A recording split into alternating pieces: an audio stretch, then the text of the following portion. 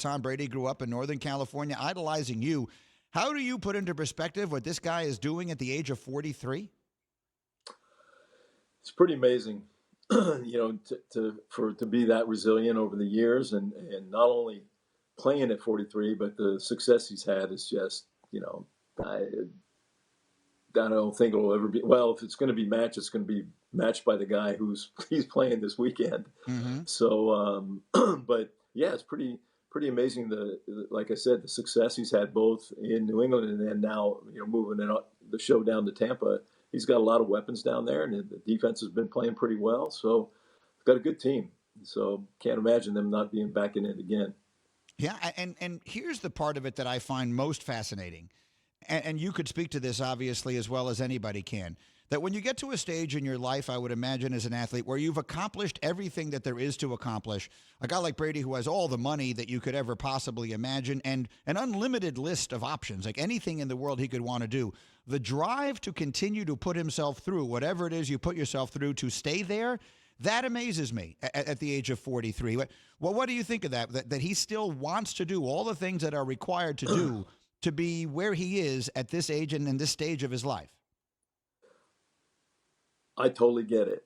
It's like a drug. I can't even explain it. And I always say that I wish everyone could play one Sunday afternoon out on the field, win or lose, just to feel the adrenaline rushes that go through you, up and down, fighting back, it's crazy. And then the only bad part about it is why people try to play so long is I said, once you've tried it, you'll understand. But once you leave, there's no going back. There's no pickup games. I mean, I can't run from here to my front door.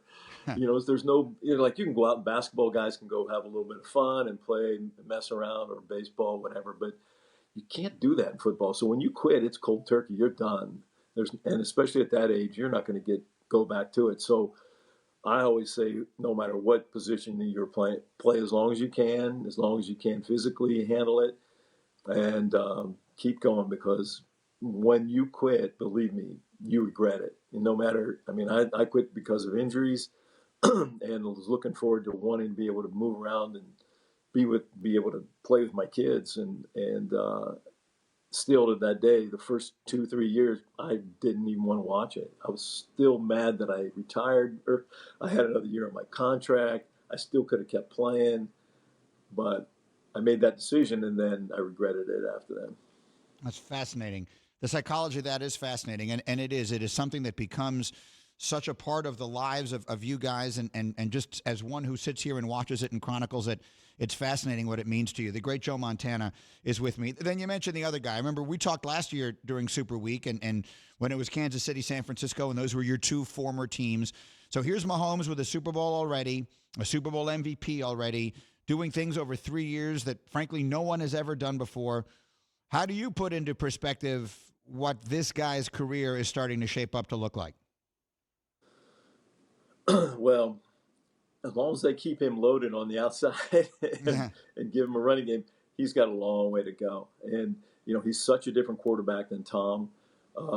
His mobility helps, keep a lot of the things that he can do. I mean, everybody said, well, it's not always about how far you can throw it, but he can let it fly. And when you get him out of the pocket, he's just as dangerous, both with his legs and with his arm, and has the ability to let it go. And somebody asked me the other day, can you throw it as far as Patrick Mahomes? I go, oh, absolutely. It might take me 3 throws, but I can get it to the same spot.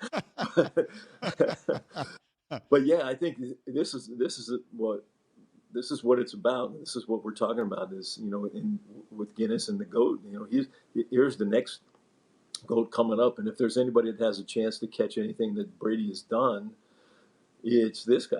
I mean, look how young he is and what he's accomplished. And if they win this weekend, puts him in a special bracket, and then he'll be going for 3 in a row. And if they can keep that team together, there's no reason why they couldn't do it. And he's a special one. Joe Montana is with me. That's the program that has you here with us today. We'll get to that in just a second, but I did want to ask you one quick X and O question, if I could.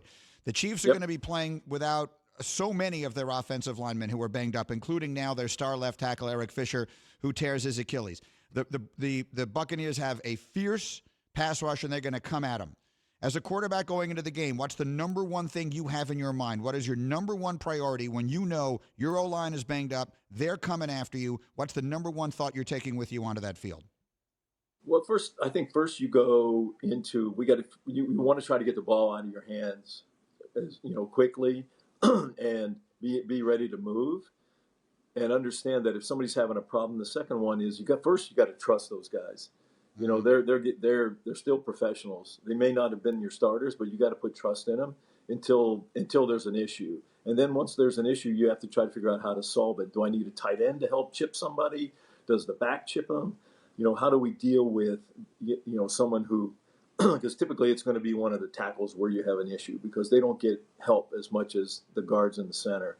Mm-hmm. So those are usually the positions where you need a little bit, either the tight end to there and way out, but you don't want to mess with your offense unless you totally have to do it. And so otherwise you just want to go into the game with the same mindset. We're going to run our stuff, and then we're going to adjust if we have problems up front. I don't think you can worry about it. There's too many. You start worrying about the protection, then you're not looking downfield. You're not doing the things that he would typically do. So I think you have to go in with the mindset that these are my guys. We're going to do it. You're going to do it. And you try to keep them as positive as possible. And then problems arise. Hey, how can I help you? Thank you for watching ESPN on YouTube. For live streaming sports and premium content, subscribe to ESPN+.